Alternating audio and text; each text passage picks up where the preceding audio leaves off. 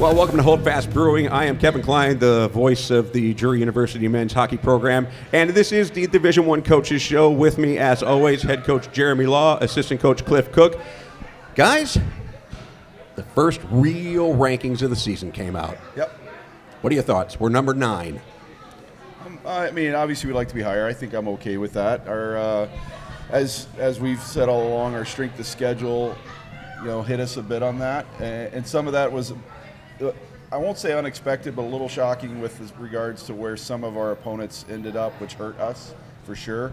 Our average, I did a little bit of math earlier, our average ranking from our opponents is 35.2, which is not good enough. We had UCO came in at 52, Iowa State came in at 55, Louisville at 45, so that really hurt us for sure. I anticipated UCO was kind of a wild card just because of where they've been the last couple of years. I anticipated Iowa State being a little higher, and I anticipated Louisville being a little higher. They're a strong team, so that definitely hurt us when you look at some of the teams around us. One in particular that ended up, I think it's kind of surprising a lot of people, Calvin at number 5, but their strength of schedule average was 21.7, so obviously that helped them. How much is that number 5 ranking based on the historical strength of that program? It's not. It's not at all. No, based on what we've been told repeatedly, because everybody asks this question every year, like how do you start this process? I think this is one of the first years we can see it kind of starting from scratch because of the sheer amount of, and we always say, our buddy Chris Perry tells us all the time, that first computer ranking is absolute chaos because it throws everybody off, and sure enough it did. We all had an idea, and we talked about it. Ohio being number 1 was not a surprise. Right. I think that's the right call. I do think they're the number 1. UNLV dropping to 8, shocker. Niagara going to 2, shocker. I mean, they're a good team. They're undefeated. Turns out I've been wrong all along. We're not the only purely undefeated team. They are as well. Their losses came against NCAA programs. Okay. So as far as ACHA goes, Niagara is undefeated as well. And their strength of schedule average was 23.7. So undefeated, great strength of schedule. Now they're number 2. So I still think that might be a touch high, but you can't really argue with where a lot of teams ended up. Lawsy, before we started recording today, I heard you talking with Kosec and with Neuman, and you said that the first Midland game this past Friday may have had something to do with us being ranked number 9. How so? We won. Going to overtime, an overtime win is actually considered a tie in the rankings. So Midland being ranked 25 and us going to overtime, even though we won in overtime, the computer still sees that as a tie. Okay. So that definitely didn't help us. Might have dropped us a spot or two, but like Cookie said, at the start of this year, our strength of schedule is not the strongest, but it does improve drastically moving forward. Yeah. So I think 11 of our next 17 games are against top 25 opponents. So let's forget about rankings now, because it's not where we are now, it's where we're going to be at the end of the season. That's the one that really, really matters, okay? Let's talk about our Midland games this past weekend. We beat them both games, a 1-0 overtime win on Friday, and then a 6-3 win on Saturday. Let's go back to the Friday game. Were you surprised at how strong their goaltender was? He kept him in the game. Yeah, they've always historically had good goaltending, and Jan runs a real structured. He's a very good coach, and they played good defensively. So they were tough to score on. They clogged the middle. They blocked a lot of shots. They work really hard. It was a very disciplined game. There weren't many penalties that game. And, hardly any. Their goaltender, he's played in the Manitoba Junior Hockey League. He's a good goalie, and he was tough to score on. I talked to a couple of the players after the weekend, and a few of them said this very same thing, kind of differently. They weren't a particularly skilled team, but they were relentless. Yep. Yeah, they're a bunch of, as we describe, a bunch of third and fourth line meat and potatoes, just going to work hard, work you into the ground, play you physical. They're one of the most penalized teams in the country just because of their physical style. Didn't necessarily see a lot of that this weekend, which was a bit of a surprise. As you mentioned, not a lot of penalties in the first game. And the penalties in the second game, I wouldn't even attribute them to that. I think it was some frustrations coming out, us not being able to put the puck in the net for, 4 periods, and we finally figured it out. That's a really hard team to play against because they're overall discipline as far as their game style, maybe not as far as penalties go, but they're a disciplined team. They work super hard. Doesn't matter what the score is, they're going to keep coming at you. They're relentless, and they have just enough skill to be effective. And as I told someone after the game, if they had a top end, scoring line to go with the rest of that, I mean, they're a top 10 team easy. Wow. So, yeah. I noticed, I can't remember if it was Friday or if it was Saturday, but there was a little bit of a line shuffle with you guys. I'm normally used to calling Matthew Johnston as the left winger with the KT Devin Jameson line. This weekend, I announced Luke Aston first. What went into that process? Well, just wait till December 5th and 6th, because since then we've even blown up the lines a little more. So, really? Yeah, we just trying to get some new chemistry and nothing. I mean, obviously not much to complain about. We're 12-0, and but just looking for a little more offense and a little more. I think it's just gotten a little stale. Like, guys are playing well, lines are doing well, but I think there's more to that. So we're just trying something new, and I think going into Illinois State, this is a good weekend to give it a shot. Through the success, we are, as Jeremy alluded to, our offense hasn't been where we think it obviously is capable of being with the talent we have. Defensively, we've been phenomenal. Yeah. We've only given up more than 2 goals a game twice in 12 games. Yet we're not hitting, especially, you look at, as I mentioned, some of these teams lower in the rankings where we should be hitting that 7-goal differential every time for that one computer. We've done it once. So our offense isn't where the players think it should be, where we think it should be.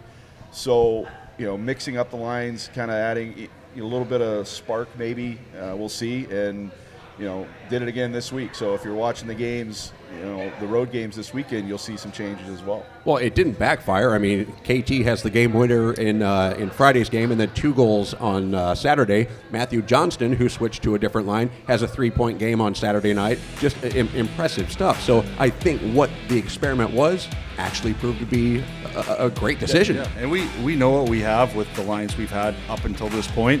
So we can always go back. Right. I think it's a good time in the season to give it a shot, see if there's something we're missing, some chemistry we didn't realize we had. So yeah, it's a good time to give it a shot. And like I said, if we need to pull the plug and go back, it's an easy fix. And that same could be said for our power play as well. It's still nowhere near where we want it to be. So, expect some changes there as well. Overtime is 3-on-3 for 5 minutes. Why is it 3-on-3 and not 5-on-5? I think, a couple of reasons. It opens up the ice. I realize it does. that. And 5-on-5 the games, I would say only 10% of them would finish in that 5-minute mark. When you play 3-on-3, I don't know the statistics, but I would say half of those games get finished. It's just way more scoring chances, a lot more offense. It's just an easy way to try to get an outcome in a 5-minute mark. So rather than have to go to shootouts. Exactly. Yeah. Okay. Yeah. You want to. The last thing is as exciting as it may be, and I know every time we're watching NHL games, he's praying for shootouts. But when you're the one involved, shootouts are no way to end a game. And frankly, as we talked about, at the end of the day, unless you're in a conference that has a conference champion and goes through all that, when we go to overtime and we go to shootouts, it's for the fans. Because as far as the rankings go, we could end the game after regulation and it'd be done. Okay. But we still want the outcome. You want the win or the loss. You want that outcome not only for the fans to give them that excitement one way or the other, but it's good for the guys too. You say, hey, we are undefeated. We have not lost a game. Yeah. But we've also not, as far as normal standings go, not rankings wise, we've also not tied a game, anything like that. We've won every game we've participated in this year. Yep, 12-0. You mentioned what was it, Niagara earlier? Yeah, is undefeated. 8-0. Yep. You've got Cincy and you've got Minot, but each of those 2 teams have overtime losses. So there's really only 2 teams in the country that are undefeated in ACHA Division I, and we're one of them. Yep. Yeah. That's exactly right. Let me ask you this: is a 3-on-3 in overtime? Is it always 2 offensive person and 1 defensive personnel? It's totally up to the coaches. Okay. That's how we like to coach. There's teams that'll put their 3 best forwards on the ice. There's teams that'll run 1 forward and 2 D.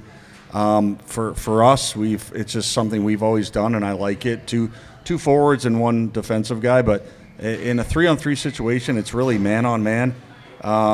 It doesn't really matter if you're forward or D. It just gives us a little structure, having that defensive-minded guy on the ice, and then having two forwards to kind of let loose and try to create offense. So it depends on who you're playing as well. Yeah. Okay. Like Midland, again, not a strong offensive team, very defensive-minded. So if we can put 3 highly offensive players on the ice, we like our chances, and you saw what happened. In 51 seconds, we won. KT and Luke out there, and Russ, even though Russ hasn't scored a goal yet, which is baffling to all of us because he is such an intelligent player and such a high skill player as a defenseman. It's shocking he doesn't have a goal yet. But, and the next in line, the way we kind of lined it up, because going into overtime, he and I get together on the bench, and we set the lines for the entirety of overtime. We know who's going out every time, so we're not guessing for the 5 minutes. Everybody we were putting out there was no one, let's put it this way, there was no one on mine that I was putting out there that I would consider just kind of the stay-at-home defenseman style. They were all attacked because we knew we could get away with that, especially against that team. We didn't have to worry about having a shutdown guy back there because there's such a high offensive threat. So we were able to be the offensive threat. Well, and even it really depends on what you have for personnel too. Like we have offensive-minded defensemen, Right. So it's easy for us to, like Cookie said, put out 3 different defensemen that will play like forwards in that situation. Yeah. But if you have a team where you don't have that, I would, they might put out 3 forwards. We had possession the entire 50. The entire time. We won the face-off, and they never touched the puck again. Possession is so important in that 3-on-3. Yeah. Let's talk about Saturday's game. You guys have both gone on record and told me before that you do not like to give up a goal in the first period, or the first minute of a period, or the last minute of a period. Saturday we did both. We gave up a goal in the 107 mark of period number 2, and then a goal at the 1933 mark to end the game. Which one is more troubling? It depends on the situation. Like, obviously, you give up a goal first or in the first minute, kind of, you're back on your heels. It gives that team all the momentum. In Saturday's situation, we were up 6-2. Would have liked to have that 4-goal cushion. I think mentally, sometimes the guys like, okay, the game's over. We're in no jeopardy of losing that game, and they just kind of sit back a bit or take their foot off the pedal. And I think that was the reason we gave up that goal in the last minute. So how do you get them to not do that? Because that's going to come back and bite us at some point. Yeah. That's one of those things in sports you don't teach. It's a mindset. You've got to play 60 minutes. We've talked about it over and over again. I think there's been one game this year where I can look at and say we came about as close, and maybe we did, to a 60-minute game, and really it was 60 minutes and 51 seconds, and that was Friday's game. Because that was just 2 good teams going at it. Friday's game, for people that love offense and scoring, may not have been your game, but if you were paying attention, that was a fun game. It really was. Yeah. Like a 0-0, 2 teams going at it, playing physical, but it's discipline. There's not a lot of penalties, and just it was a lot of fun. Saturday's game, yes, we won. To me, it wasn't as fun. It was sloppy. Both sides were sloppy. We were definitely sloppy. We were asleep for the first 10 minutes of the game. And to give up goals late like that's a killer. To me, that particular game, just because I was never worried about the outcome. So the one at the end of the third period, one at the end of the game, to me was the worst of those, just because goal differential, first of all, against a solid team. But we had no business giving up that play. Like, Joe would definitely want that back, but there's, you go back and watch the replay, and I've watched it a few times going, what are we doing? Like, what's going on here? This is, you still have to finish the game the right way. Mm-hmm. Now, speaking of Joe, I did not get the call correctly, but he got an assist on Saturday night. Our goaltender, Joe Kuchaslo, got an assist. Actually, a power play assist. On Daniel Beaupre's goal. It was originally an unassisted goal, but I went back and watched the game, and sure enough, he made a pad save that went off the boards. No one touched it. Bopes picked it up and went and scored a goal. So that's an apple for Joe. I am so kicking myself for Nobody obviously noticed it. Nobody did. Yeah, those are hard with goalies unless you see the goalie physically play the puck and pass it up. But when he's just making a kick save, he's the last one to touch the puck. It's technically an assist. So I went on ACHA, the website, and I looked up some of the stats and stuff, okay, for teams, all right?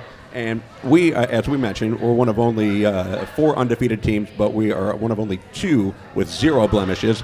We're number 1 in goals versus goals given up percentage at 972. That's massive. The closest one to us is Ohio at 917. What's that mean? Does that mean we're great defensively, or does that mean we're great offensively, or both? Well, as we've already said, our offense could definitely be better. The one thing about our offense, even though we're not putting the puck in the net as much as we'd like, we spend an awful lot of time in the offensive zone. And like Cookie said, our offense is kind of our best defense too. Like puck possession. If we have possess the puck 80% of the game, we're not giving up a lot of opportunities. And our defense has been rock solid. Our defense and goaltending has been. We are going to win a lot of games because of our defense. Well, we've only given up 17 goals on the season in 12 games, 17 goals. That is number 4, tied for number 4 in the country for the lowest amount of goals against, 17. That's pretty solid. I don't know if you have that on your sheet. I don't know the answer to this question, but I'm fairly certain, with few exceptions, we've played more games than most. So that 17 total means more, as especially when you mentioned percentages. That means a lot more after 12 games. When other teams, even the ones we talked about earlier, because the two I referenced earlier, Niagara's only played 8 ACHA games.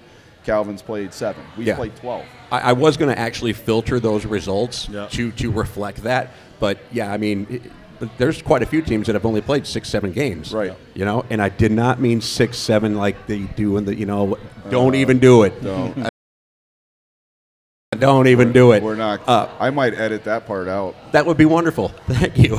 And then the number one thing that I wanted to talk about, our plus minus. We're plus 44. We're 5th in that. Adrian's got an audacious .69. That's just plus 69. But we're ahead of where we were last year at this time with our plus minus. Good. Yeah. You're excited. You don't seem excited about that, but that's a big stat. Yeah.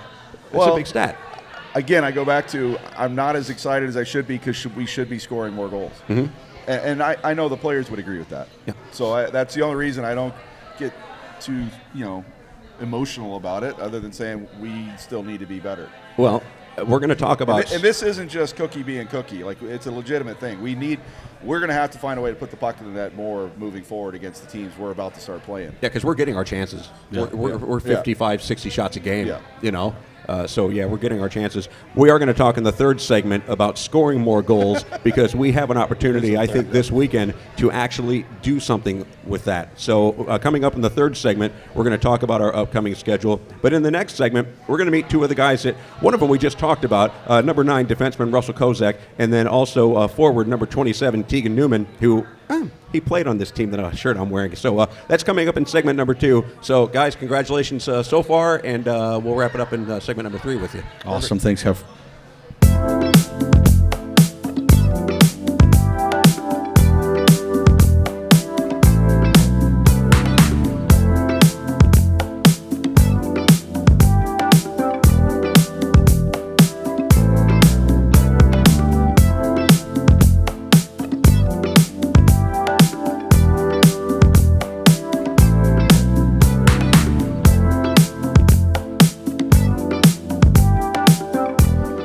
For segment number 2 of the Drury University Men's Division I Hockey Coaches Show. I am your host, Kevin Kline, public address announcer for Drury University Hockey Division I and Division II.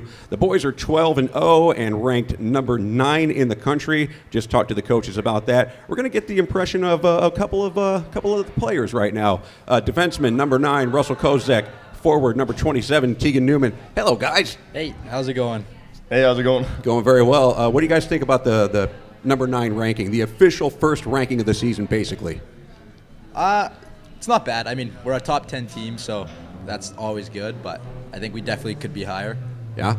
Yeah, I think we expected to be a top 10 team right from the start, and which we are, but, after a 12-0 start, I think you hope to be a little higher. So I think it's good motivation to kind of keep going. That was going to be my question, Russell. How does this motivate you going forward, knowing that we were 7th in the coaches poll, and now when the actual computer poll comes out, we dropped two spots? Yeah, I think it just pushes us to kind of prove where we stand and just prove that we're better than 9. Yeah. Yeah, I think our strength of schedule is really going to kind of tighten up here down the stretch, so I think it'd be a good test for us, and we can kind of prove that we are a top team and we can compete with those top guys and beat them. Yeah, what Coach Law was just telling us before we got on the air here is that 11 of our next 17 games are against top 25 opponents. So we do well in those 11 games. We could see ourselves very, very easily in the top 5. Yeah. And that's where we kind of want to be at the end of the season. So when we go into nationals, which we're going to be in nationals, we are not concerned about that at all, but it's just where we're seated in the nationals. All right, enough about hockey. What do you guys think about Silver Dollar City? That was awesome. It was so cool. Yeah? Yeah, I'm not much of a roller coaster guy, but I went on them all, so it was a fun experience, and very grateful we got that opportunity. It's really cool. I'm not a roller coaster guy at all, so tell me about them. One goes upside down. How many times? Oh, too many. I got lost out there. I think 3 times. Yeah. Did you go on it, Teague? Yeah, I went on a bunch. Yeah? I think probably 12 times I went on all the roller coasters. And Well, so that stuff's right up your alley. it wasn't until last summer. I went to Canadian Wonderland in Toronto, and I went on roller coasters there. That was kind of the first time I ever did it. So Yeah? Yeah. And how about that food that we got at the buffet? That was pretty darn nice, huh? Yeah, that was good. Yeah, unbelievable. Food down here is really good, so that was a cool experience. Yeah, they served us some prime rib over at Silver Dollar City. The buffet was open. It was really, really cool. So we definitely want to thank the fine folks over at Silver Dollar City for giving us that opportunity. And I want to talk to you guys. You mentioned Toronto. How upset about the World Series are you guys? I mean, that's Canada's team. That's the only baseball team Canada has. That's really tough. Yeah? It was a tough night. Uh-huh. Yeah. Let me ask you about your Facebook profile picture there, Tegan. You have a Blue Jays cap on. The young lady has a Los Angeles Dodgers cap on in your Facebook profile picture.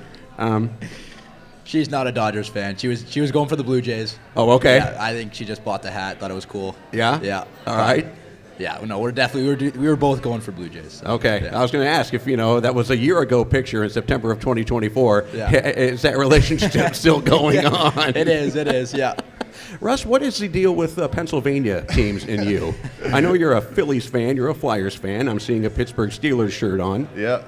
I just picked him when I was young. I like Claude Giroux on the Philadelphia Flyers. Yeah? I just kind of stuck with it, and then I was like, well, I need a baseball team, so I'll be a Phillies fan. I need a basketball team. I'll be a Sixers fan. And yeah, I'm now a Philadelphia Union fan, too, for soccer. Okay. Just trying to get every Philly sports I can, and Pittsburgh as well, Steelers. What if it would have been the Phillies versus the Blue Jays? I would have been Phillies all the way. Really? Not even a question, yeah. Oh, my gosh. Totally going against his home country. Unbelievable. Unbelievable, right? I did not expect him to say that at all. Yeah. Who took the loss the hardest in the World Series? I think I know who on the team did, because Kuchazlo stopped talking to me. Yeah, I mean, I was chirping him and KT hard. I think Beaupre was pretty sad, too. Yeah. He's a pretty big Blue Jays fan. Beaupre, so, yeah. KT, Chaz, those guys, they took it hard. Yeah. They struggled. Yeah, well, I thought I was losing friends there because I was chirping them so bad about the Dodgers. But yeah, you got to be careful. Yeah. as soon as that series was over, though, I stopped. Because my whole thing with chirping is once it's over, it's over. Yeah. And there's no reason to beat that dead horse that way. But, it was a great series. If you're a baseball fan, that was a great series. Yeah. Unbelievable series. Okay, Teague, you're going to think that I was stalking you online, but there's a picture on your Instagram of you in front of the Eiffel Tower in Paris. Yeah. AI, or did you really go there? I really went there. Isn't it pretty? Yeah, no, me and my girlfriend, we made a trip. We went to France, and then we went to Rome. So that was pretty cool.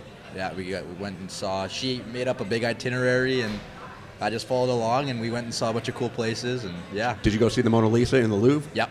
Isn't that small? Yeah. That's crazy. You expect it to be like a huge mural like behind us? Nah, it's like a postage stamp. Yep. Yeah. So we're actually, my wife and I, Trish and I, we're doing the exact same trip. Oh, yeah. Coming up in April, we're going to Paris. Yeah. Which it's my favorite city in the world. Yeah. Oh, so and then we're going to Rome. Yeah. Yeah. It's awesome. Yep. Yeah. So what'd you see in Rome?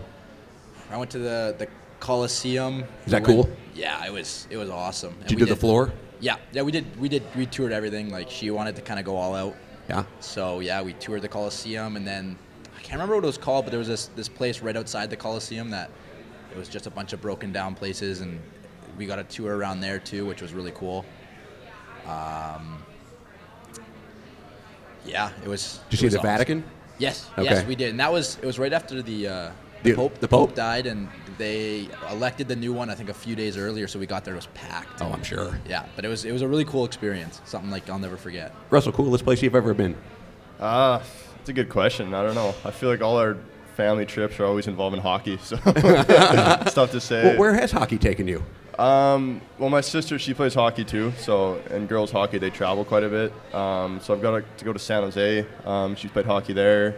We went to Montreal as well. That was kind of a big trip. We went in the Winter Festival they have in Quebec City. Okay. That was a fun one. And then just not hockey related, we went to Vegas too, like 3 years ago maybe. Uh-huh. Yeah. So, yeah. Did you like Vegas? Yeah, it was cool. I mean, I was too young to really do much, but we got to see Mike Tyson. That was pretty sweet. No way. Yeah, we got a signed glove of his. Oh, He cool. did some signing booth, so that was pretty sweet. Did you go to his one-man show or something? No, we were walking in like this mall, and he was in a sports store, and he's like doing autographs.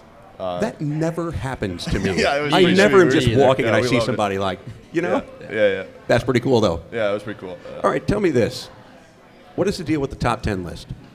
The top 10, like my list? Or what? How do you hear about this?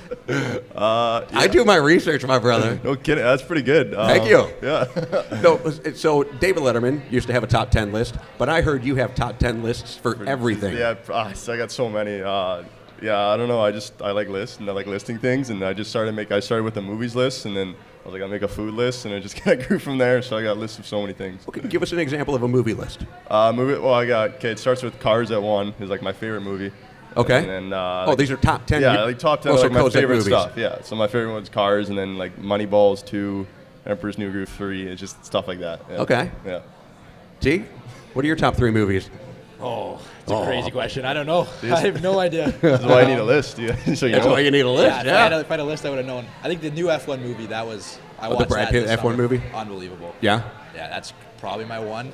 I don't know. I think I might have to just stick with one. Okay. Yeah, F1 at 1. A lot of people can't make that number one Yeah. decision, you know? A lot of people are like, oh, I like this one on this day and this one Yeah. on that day. I kind of have a similar thing with you, Russell. I do top 3, okay? Okay. Yeah. But my top 3s are always like top 3 most influential guitar players. Okay. Okay? Yeah. So, like, it wouldn't necessarily be the best guitar player. It would just be the most influential. To me, it's Jimi Hendrix, number 1, Eddie Van Halen, number 2, and then I would put Tom Morello from Rage Against the Machine at number 3. Okay. Well, the fact I know those names, I don't know much about guitars, but I know those names, so they're probably pretty influential. There you go. So, yeah, like, who took the instrument to a completely different level than it was before, you know? So I shorten mine up because I guess I have attention deficit disorder or something. I don't go all 10. I just top it off at 3. Yeah. But, well, I'm glad that you have a top 10 list sort of thing going because I'm going to start throwing in ideas your way. Yeah, good. No, I love to hear new ideas. So, Okay, yeah, perfect. On the Silver Dollar City, we did a list of the top roller coasters we went on. So, yeah, that was a new one that I just did. Yeah. Have you guys ever been to Ohio and gone to that the park up there where they've got more roller coasters than any other park in the world? I haven't, though. The King de Ka, it's massive up there. Just Yeah. incredible. And it's not anything that I would particularly gravitate towards because I won't even go on a little kiddie roller coaster. Yeah. But no, if you guys love roller coasters, you got to go to that. Yeah, no, I will. For sure. Yeah. So what do you think about the season so far? It's fun. It's a lot of fun. Like, we have a really good group of guys. So, I mean, at the rink, everybody's joking around. It's fun. And then when we go back to the 5, like, it's awesome. Enjoy everyone. So it's good. The 5 is where they live, the 505, which is right across from where we are right now, Holdfast Brewing. How different is ACHA collegiate hockey than what you guys played up in Canada? I think guys are older and stronger, a little bit faster. The schedule's obviously different too as well. I think every game kind of means a bit more here, just because sometimes you only play twice a week and you have a week off coming up, so you know. Or 2, like we had last yeah, week. exactly. So like every kind of shift is that much amplified. I think. Yeah. I think way more skilled here. Like, I think it's a lot more physical in Canada. Even the skilled teams hit, where here I feel like you will find the teams that hit, but then there's also the teams that they don't really hit. They're just kind of like passing around. And, yeah. I call those finesse teams, you know? And, I mean, we were a finesse team last year, but we went out and got you guys. We got GSP. Sedonik's been throwing his weight around. Brewer's been throwing his weight around. As much weight as he has. I love you, Levi. But, yeah, I mean, we've become more physical this year, and I think that's why we were able to do so well against Midland, because they're a pretty physical team. Yeah. I think you got to be a complete team if you want to go far in like playoffs or I guess nationals. So physicality is definitely a part of it. And yeah, just to have a team that goes out and hits. I mean, I'm not much of a big hitter myself, but yeah, guys like GSP, like he throws the body around and it's really good. take me, because you were on the ice for the overtime goal that KT scored from Aston. Take me through that. Take me through that goal. Well, yeah, I dumped it off to Aston, and I went for a change, and it got a little sketchy there when he went through the legs. I was worried about a 2-on-1 coming back the other way, but no, he made a good play and a good dish, and KT's going to bear that all day, so yeah, it was good. Yeah, it felt good. Felt great to see both on the ice over the weekend. Congratulations so far, and can't wait to watch you guys the rest of the season. Yeah, thank you. Thank you, appreciate it. Number 27, Tegan Neuman. Oh, wait a minute, I forgot to ask you guys. Trish and I are coming up to Kelowna in June. You going to take us around? Absolutely. Yeah. West Kelowna and Kelowna, right across the river from each other, I think, right? Yeah. Yeah? So, is there a rivalry there? Like a small one. It depends. Yeah. Okay, well, Minor hockey there was, for sure. let me add to that, because I'm going to let you know which city I like better, and then, for sure. Yeah. And then, by the way, Teague, Yep. Kelowna Chiefs, Yep. he played for him. Anyway, guys, congratulations on a great season so far. Looking forward to more of it. Thank you. Thank you, appreciate it. Russell Kosec, number 9, defenseman. Number 27, Tegan Neuman, forward. We will be back with segment number 3 of the Coaches Show here at Holdfast Brewing for Drury University Men's Hockey.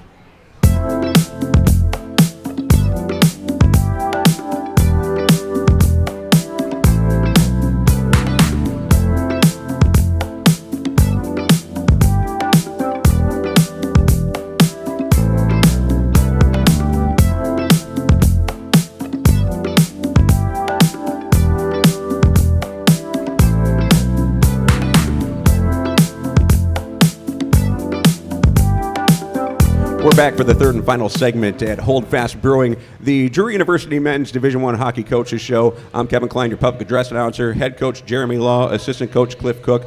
We've already talked about our ranking, which is number 9 right now in the first computer poll. We talked with Russell Kosec, defenseman, and we talked with Tegan Neuman in the second segment. They had a blast at Silver Dollar City. That's awesome. Yeah, it was a good time, and so thankful for Silver Dollar City for giving us those tickets and making that a fun event for our team. Yeah, they have their Christmas lights up out at Silver Dollar City already. It was really a special cool. time. It was a special time. My second time going there, but I hadn't been at Christmas or once the lights are up, and it's a magical place for sure. As anybody that knows Jeremy knows, the time of year that's his favorite ever is Christmas. Yeah. So he was. I know that. I'm a He's big in Christmas heaven. guy, Yeah, he was in heaven.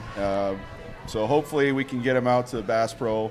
We're working on that as well. Bass Pro Shops has a ice rink set up out their parking lot right now, so we're trying to get our boys out to that. So anybody from Bass Pro that's watching this, get back to us. Yeah, please. We have an email sent out, so get back to us. We talked earlier about we're scoring goals, but not as much as we think we should be scoring or could be scoring. So that brings me to this coming weekend. And I don't bring this up to disparage any other team in the ACHA, but we're playing a team in Illinois State that lost to Ohio 9-1 and 11-2 in their last 2 games.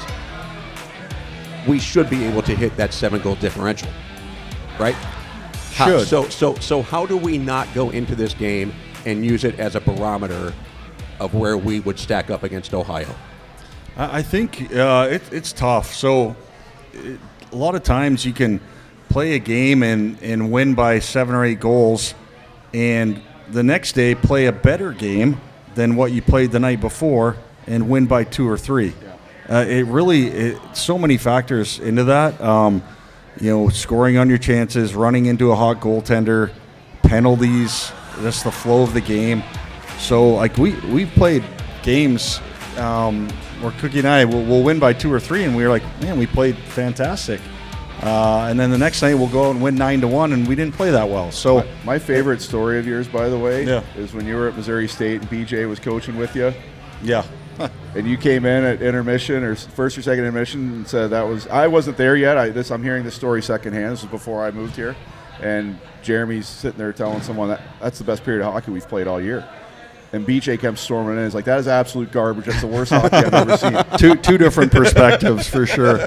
Well, but that goes along with it. Yeah. Well, let's go and talk about what was our best game last year. It was a 3-2 win against Utah.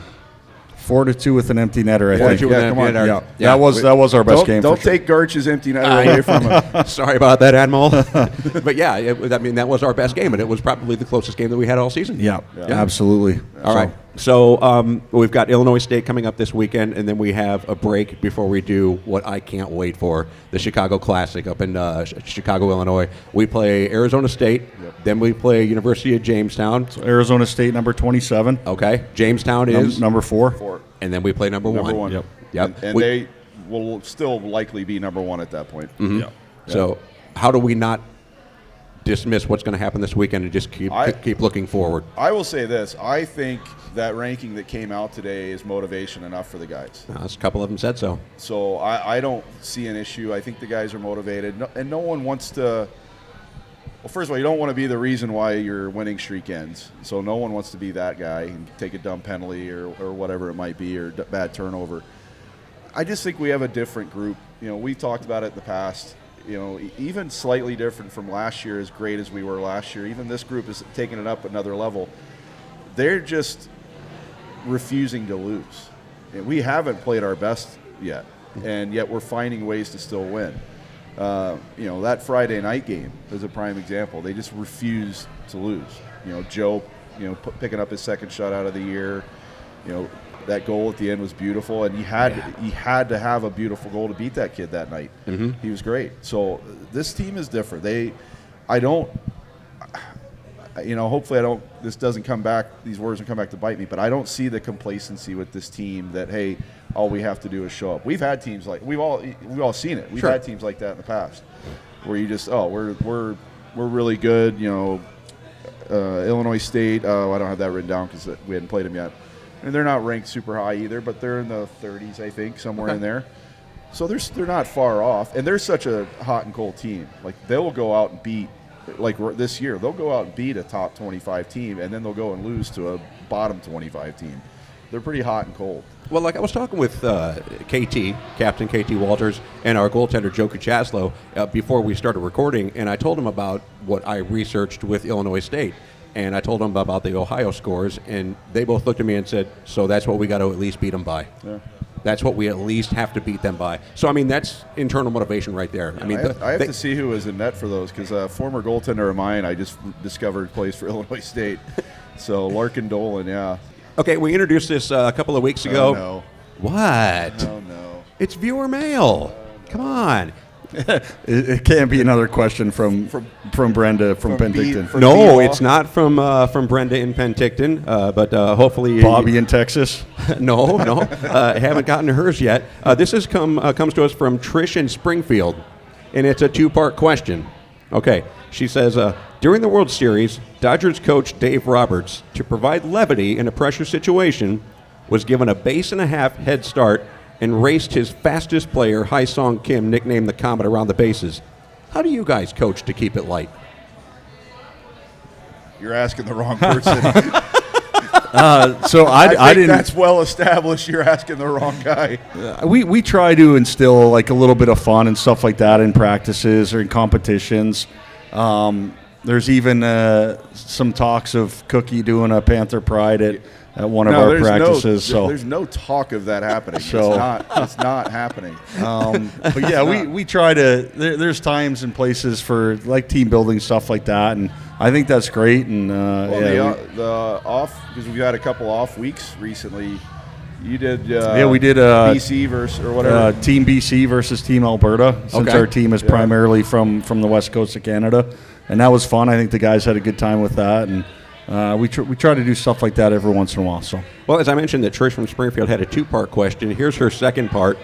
One lap around the rink against Jamison St. Clair. How big of a head start do each of you need to keep it competitive? He would lap me possibly twice. So let me be realistic here.